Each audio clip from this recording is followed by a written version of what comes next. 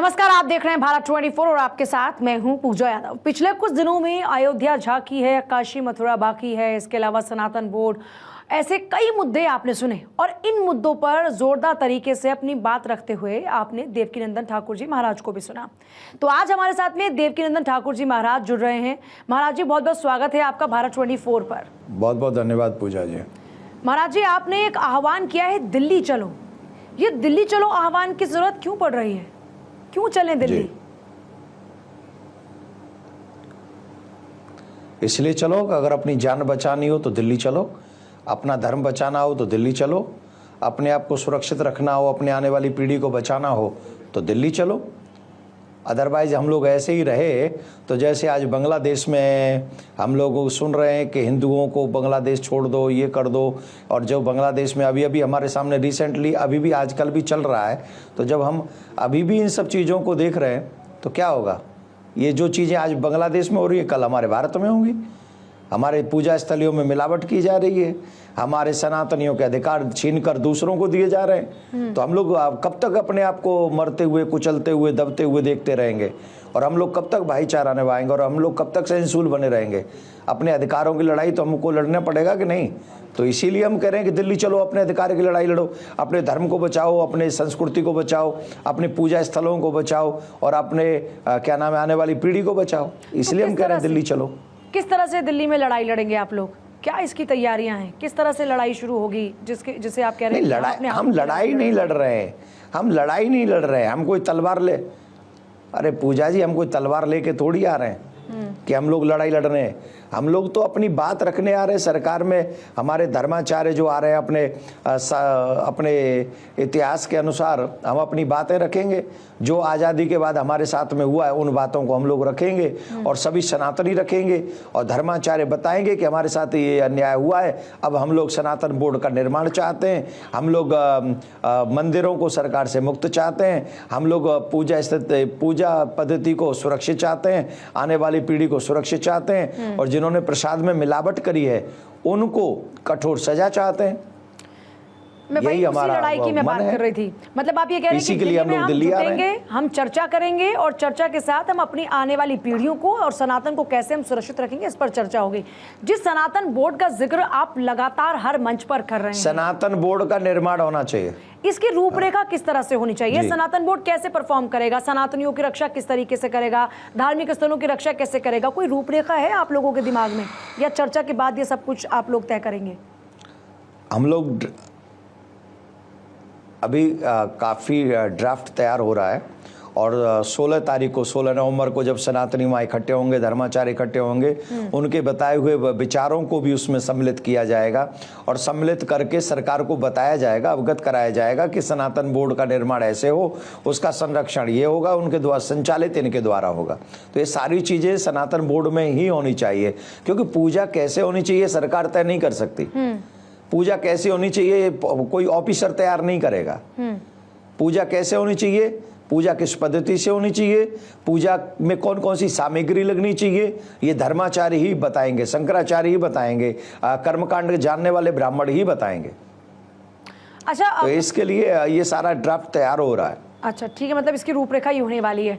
आप वक्फ बोर्ड पर भी खुलकर बात करते नजर आते हैं। क्या ये वक्फ बोर्ड की तरह सनातन बोर्ड होना चाहिए या इसकी रूपरेखा इससे बिल्कुल अलग होगी?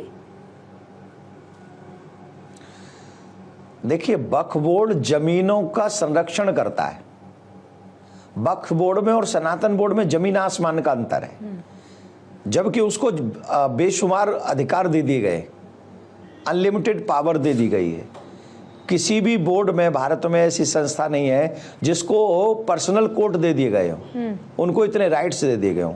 ये ठीक नहीं है। सनातन बोर्ड जमीन का रखरखाव नहीं कर रहा है। सनातन बोर्ड जो हम चाह रहे हैं वो देवालयों का, जिन देवालयों में भगवान रहते हैं, हमारे भगवान साक्षात निवास करते हैं, जहाँ पूजा पद्धति, जहाँ मूर्ति पूजा होती है, तो हम लोग उन परंपराओं को कैसे बचाया जाएगा? अब गुरुकुलम परंपरा कितनी है बताइए इस देश में? कहाँ रह गई गुरुकुलम परंपरा? कहाँ हमारे बच्चे, कितने लोग ऐसे हैं जिनके धन के अभाव में धर्म परिवर्तन कर लेते हैं?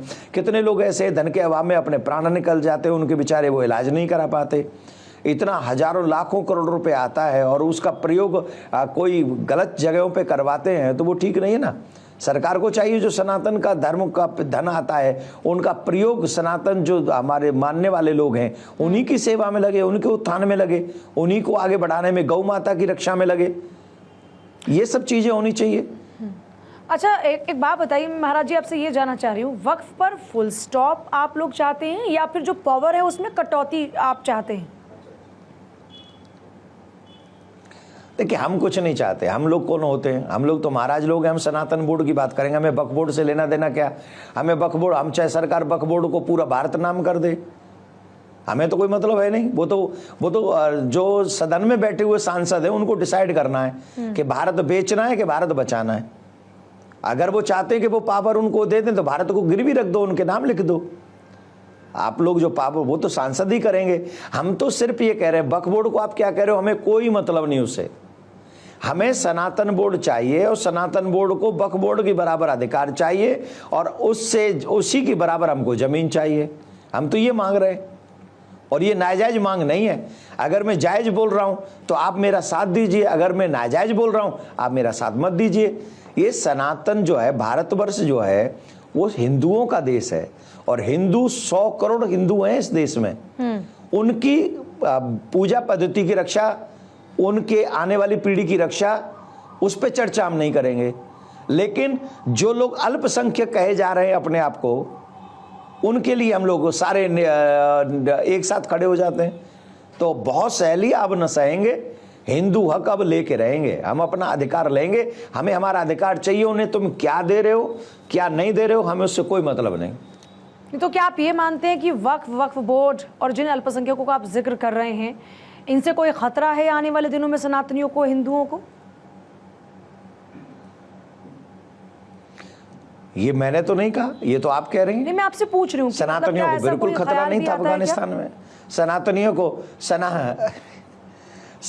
को कोई खतरा नहीं था अफगानिस्तान में। सनातनियों को कोई खतरा नहीं था पाकिस्तान में। सनातनियों को कोई खतरा नहीं था कश्मीर में। सनातनियों को कोई खतरा नहीं है बांग्लादेश में। कहाँ है खतरा? बस खत्म ही तो हुए। खतरा नहीं है हमको खतरा नहीं है, हम तो सिर्फ खत्म हुए। आंखों पे पट्टी बांध के बैठे हुए हैं और पट्टी इसलिए बांध के बैठे हुए हैं क्योंकि जब तक हम मर नहीं जाएंगे तब तक हम विश्वास नहीं करेंगे कि हम मर गए। उसे समझदार नहीं कहते। जो खतरा सामने दिख रहा हो ना उसे समझो। अभी आपके चैनलों के माध्यम से न्यूज़ सुनते हैं, धमकियां आना तो प्रारंभ हो गया है। दिल्ली को घेर लेंगे, उसके बाद जो होगा वो सरकार जानेगी, ये देख लेना, हमने अपने बच्चों को रोक रखा है, जिस दिन बच्चों को छोड़ दिया उस दिन तुम्हारे होश उड़ जाए, क्या सांसें फूल जाएंगी, पता नहीं, ऐसे ऐसे बोल रहे हैं वो लोग। आप तौकीर रजा का बयान और हम लोग उनको देखते रहे, हम लोग उसको सुनते रहे, हम लोग को बढ़ता है। तो ऐसे लोगों को आप मैं क्या किसी की बात नहीं कर रहा हूँ, मैंने न्यूज चैनलों पे जो खबर सुनी है वही। ऐसे लोगों को क्या जवाब देना चाहेंगे जो डराने की कोशिश कर रहे हैं, जो कह रहे हैं कि सांसें फूल जाएंगी?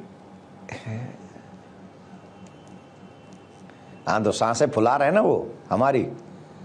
अब वो खुलेआम चैलेंज दे रहे हैं सांसें फुलाने का।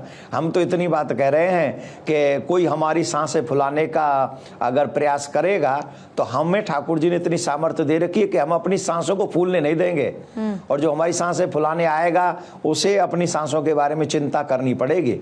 हमें 15 मिनट की आवश्यकता नहीं है। अगर हमें भगवान ने अवसर दिया तो हम 5 मिनट में अपने आप को बचाने की क्षमता रखते हैं। अपने आप को हम 5 मिनट में बचा लेंगे।